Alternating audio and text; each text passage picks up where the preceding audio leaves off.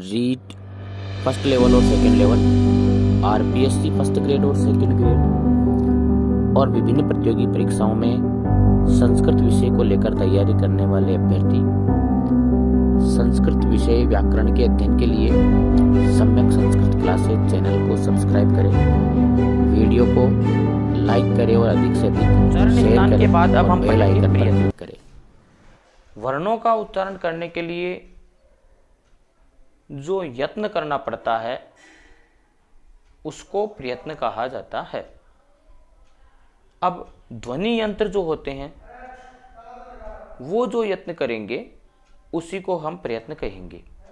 और ये प्रयत्न वर्णों के उच्चारण करने में जो प्रयत्न होता है वह दो प्रकार का होता है। वो होता है आभ्यंतर और बाह्य। जिह्वाग्र मध्य मूलई कंठादि स्थानाभिघातार्थम गल विवर विकासाद्यर्थम च वायो हो सहाय भूता क्रिया एवं प्रयत्न है इत्युच्यते। यानी जिह्वा के जो चार भाग होते हैं, मूल, मध्य, उपाग्र तथा अग्र और अधर, ये पांच भाग या पांच अवयव।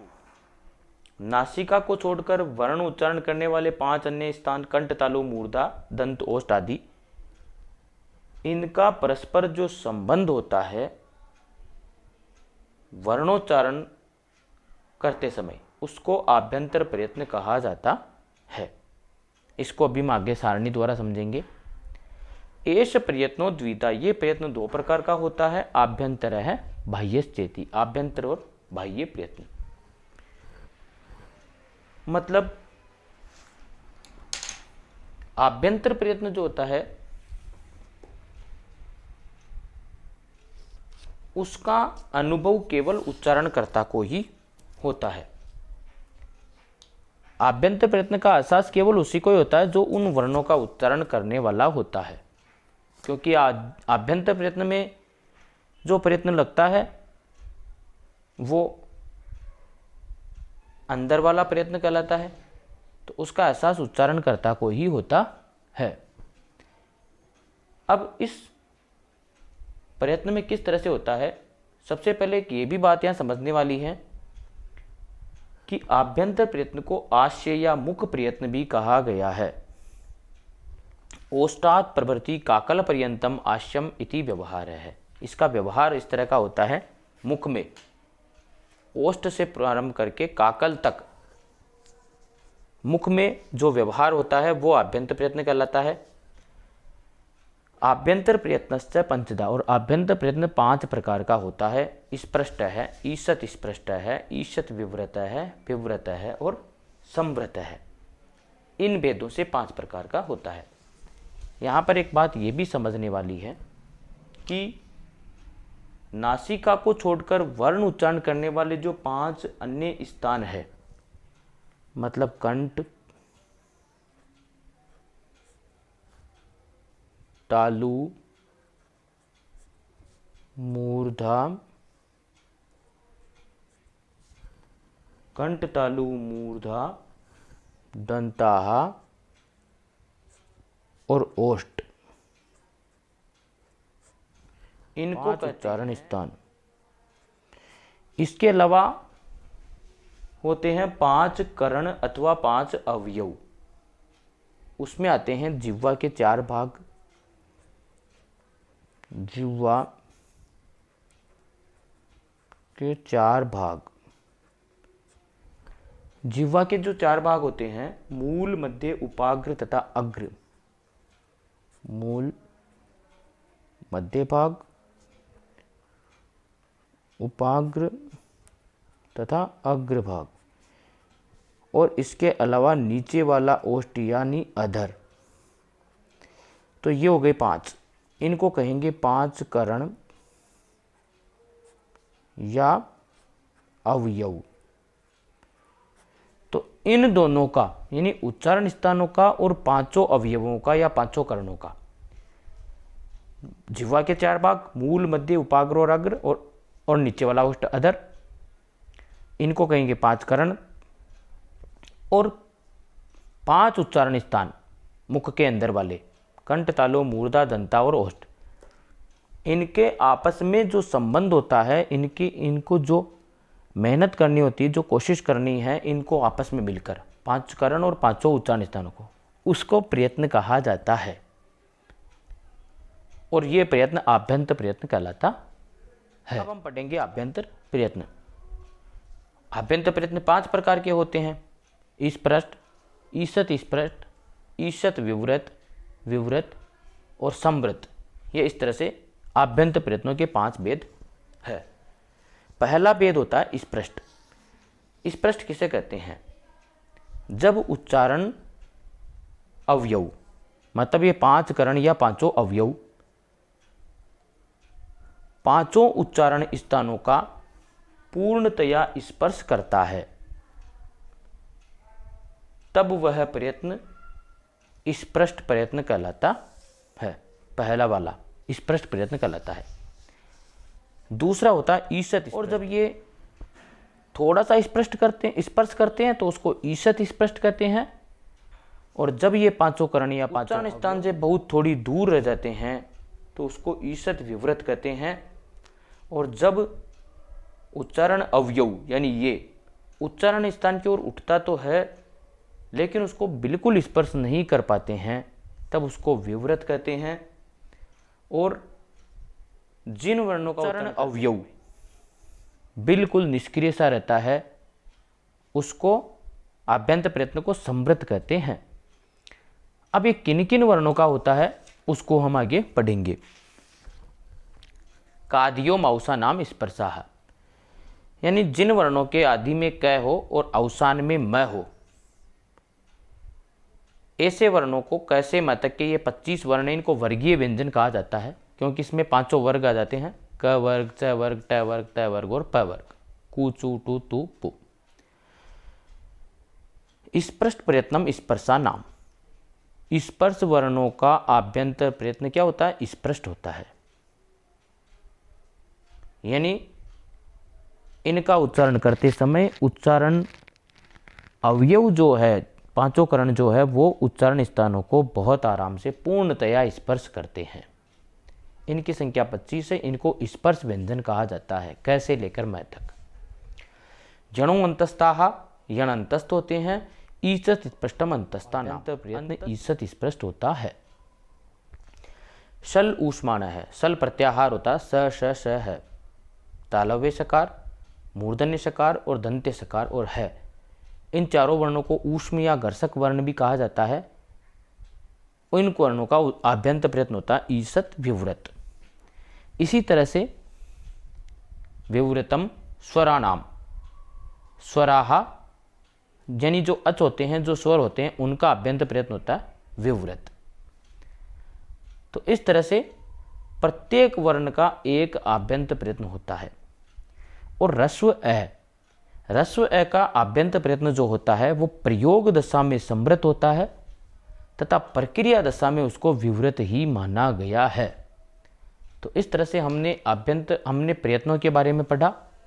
प्रयत्न 2 प्रकार के होते हैं, आभ्यंतर और बाह्य। आभ्यंतर प्रयत्न 5 प्रकार के होते हैं, स्पृष्ट, ईषत स्पृष्ट, ईषत विवृत, विवृत और संवृत। कैसे लेकर मैं तक के जो 25 वर्गीय व्यंजन हैं, उनका आभ्यंतर प्रयत्न स्पृष्ट होता है। यण जो होते हैं, उनका आभ्यंतर प्रयत्न ईषत स्पष्ट होता है। शल प्रत्याहार का आभ्यंतर प्रयत्न ईषत विवृत होता है। और स्वरों का आभ्यंतर प्रयत्न विवृत होता है। और ह्रस्व अ का प्रयोग दशा में आभ्यंतर प्रयत्न संवृत होता है, जबकि प्रक्रिया दशा में विवृत होता है।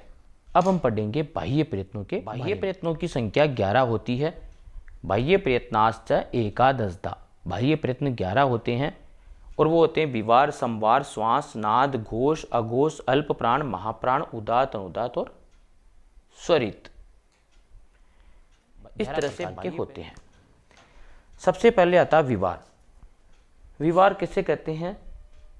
इस बाह्य प्रयत्न के समय जो गला होता है वो फैला हुआ रहता है। दूसरा था संवार। इस बाह्य प्रयत्न के समय गला बिल्कुल सिकुड़ जाता है या गलबिल जो होता है वो सिकुड़ जाता है। श्वास, जब वर्ण उच्चारण करते हैं तब श्वास सरलता से निकल जाता है बिना किसी का घर्षण किए हुए, तो उसको श्वास कहते हैं। चौथा था नाद। जब वर्णों का उच्चारण करते हैं तो श्वास जो है वो स्वर तंत्री का घर्षण करता है, नाद करता हुआ निकलता है, तो उसको नाद कहते हैं। और जब स्वर तंत्रियों में स्पंदन होता है तो उसको घोष कहते हैं। जब स्वर तंत्रियां निष्पंद रहती है, उच्चारण स्थान निष्पंद रहते हैं, तो उसको अघोष कहते हैं। जब वर्णों का उच्चारण करते समय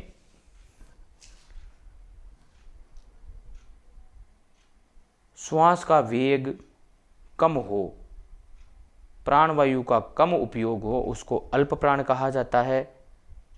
और जब प्राणवायु का अधिक उपयोग हो तो उनको महाप्राण कहा जाता है। जैसे वर्ग का पहला और तीसरा और पांचवा वर्ण का बाह्य प्रयत्न अल्प प्राण होता है तो हम बोलते हैं क, लेकिन जैसे ही हम दूसरा और चौथा वर्ण बोलेंगे क, ख, ग, घ, तो पहला, तीसरा और पांचवा वर्ण में उच्चारण करने में कम प्राणवायु की आवश्यकता पड़ती है, जबकि दूसरा और चौथा वर्ण का जब उच्चारण करते हैं क, ख, ग, घ, थोड़ी ज़्यादा प्राणवायु की आवश्यकता होती है, तो दूसरे और चौथे वर्ण का बाह्य प्रयत्न महाप्राण होता है।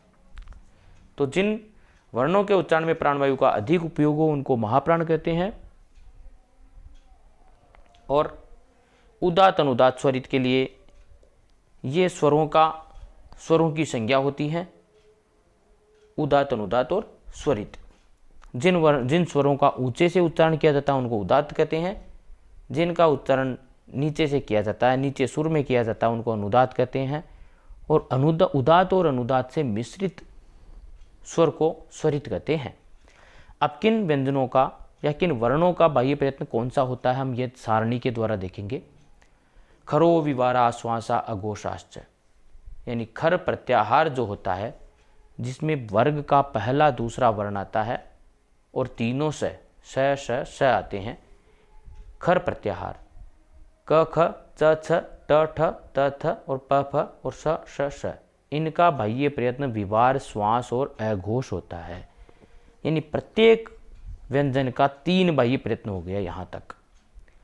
दूसरा हस है संवार नाद घोषश्च, हस प्रत्याहार जो होता है ग, घ, अंग, ज, झ, य, यानी वर्ग का तीसरा, चौथा, पांचवा वर्ण, और है और यण प्रत्याहार यानी य, व, र, ल, इनका बाह्य प्रयत्न संवार, नाद और घोष होता है। आगे आता है वर्ग से प्रथम, तृतीय, पंचम यणश्चाल्प प्राणा, यानी वर्ग का पहला, तीसरा और पांचवा वर्ण और यण यानी अंतस्थ वर्ण, इनका बाह्य प्रयत्न अल्प प्राण होता है।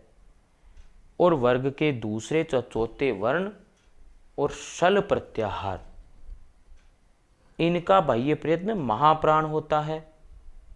और उसके बाद आता है स्वरा, यानी सभी स्वरों का जो बाह्य प्रयत्न होता है वो उदात्त, अनुदात्त और स्वरित होता है। तो इस तरह से प्यारे विद्यार्थियों हमने बाह्य प्रयत्नों के बारे में पढ़ा। बाह्य प्रयत्न 11 होते हैं, विवार, संवार, श्वास, नाद, घोष, अघोष, अल्पप्राण, महाप्राण, उदात्त, अनुदात्त और स्वरित। वर्ग के पहले दूसरे वर्ण और तीनों से यानी खर प्रत्याहार का बाह्य प्रयत्न विवार, श्वास और अघोष होता है। और हस यानी वर्ग के तीसरे, चौथे और पांचवें वर्ण और है, य, व, र, ल, इनका बाह्य प्रयत्न संवार, नाद और घोष होता है। यहां तक सभी व्यंजनों के बाह्य प्रयत्न आ चुके हैं। अब यहां से एक एक बाह्य प्रयत्न और है प्रत्येक व्यंजन का। तो इस तरह से प्रत्येक व्यंजन का बाह्य प्रयत्न 4 होते हैं। जैसे उदाहरण के लिए अगर क की बात करूं तो क का बाह्य प्रयत्न हो गया अल्प प्राण और क वर्ग का पहला व्यंजन है, तो इस तरह से इसका खर प्रत्याहार में आता है। तो इसका बाह्य प्रयत्न विवार, श्वास और अघोष भी हो गया। तो इस तरह से केवल एक क का बाह्य प्रयत्न हो गया विवार, श्वास, अघोष और अल्प प्राण। तो इस तरह से प्रत्येक व्यंजन के बाह्य प्रयत्न 4 होते हैं। और वर्ग के दूसरे और चौथे वर्ण और शल प्रत्याहार के बाह्य प्रयत्न महाप्राण होते हैं। और सभी स्वरों का बाह्य प्रयत्न 3 होता है, प्रत्येक स्वर का उदात्त, अनुदात्त और स्वरित। तो इस तरह से आज हमने उच्चारण स्थान और प्रयत्नों के विषय में पढ़ा।